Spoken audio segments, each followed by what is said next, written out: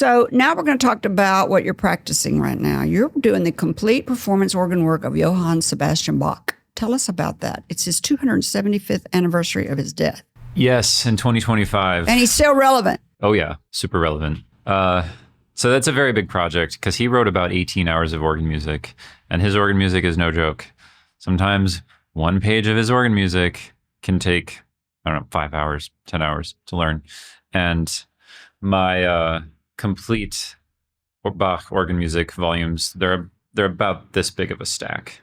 So what is that? 14, 16 inches of music. Yeah, that's tall. It's a lot, yeah.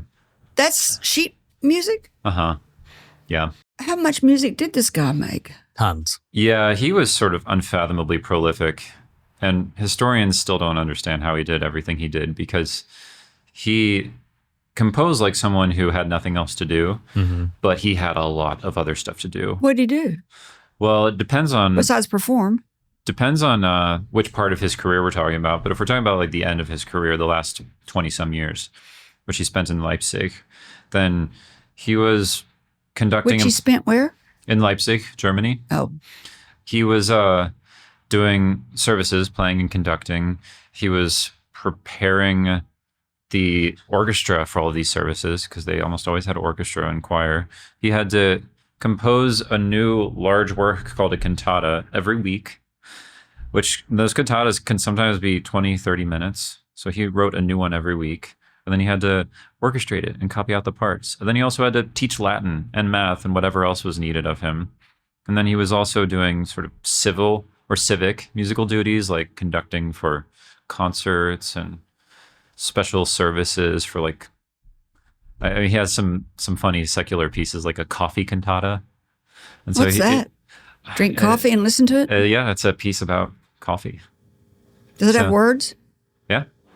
In Latin? I did not know this. German. That's hilarious. I think probably in German. Yeah. So he was writing for secular things too. And so the amount that maybe he didn't write it all. Well, so it's funny you mentioned that because one of the things that someone doing complete Bach organ has to figure out is which pieces they're going to do, because there are what are called spurious pieces, which are pieces that are attributed to Bach, but are almost certainly not by him. Oh. And so I mentioned the 14 to 16 inch stack. A little bit of that is stuff that I'm not going to play because it's almost certainly not by Bach. But most of it's just Bach, and I have to suck it up and learn it. So people that read his stuff can tell whether he wrote it or somebody else. Yeah, actually yesterday or the day before, I was reading through a piece. And I was like, this is really sketchy in some ways. And I Googled the piece and did see that it's spurious. I'm like, oh, thank God I don't actually have to learn this one. How many hours is it going to be when you've learned it all? How many hours of playing? It's 18 hours of music. And you're going to break it up into different performances, I guess? I'm not going to do what my teacher at Juilliard did. He played it all in one concert on, it was in 2000. And so that would have been the 250th anniversary of Bach's death. Mm-hmm. And I think he might have done it on the death anniversary or maybe Bach's birthday, one of those special days. And he did it all in one go. He just took a break to have a cup of Cozy Shack chocolate pudding. That's the only thing he ate during those 18 hours. Well, the audience just came and went and came and went and came and went. Yeah, and some diehards spent the whole time there from 6 a.m. to 12:18 a.m. Well, they could nap in the pews. So was he up there doing lines or something? How did he stay up yeah, there? Right. I mean, really? He got his bottle of Ritalin on the counter? Yeah. I mean, how's he doing that? He says it was just the pudding. It was just the pudding. The one cup of pudding.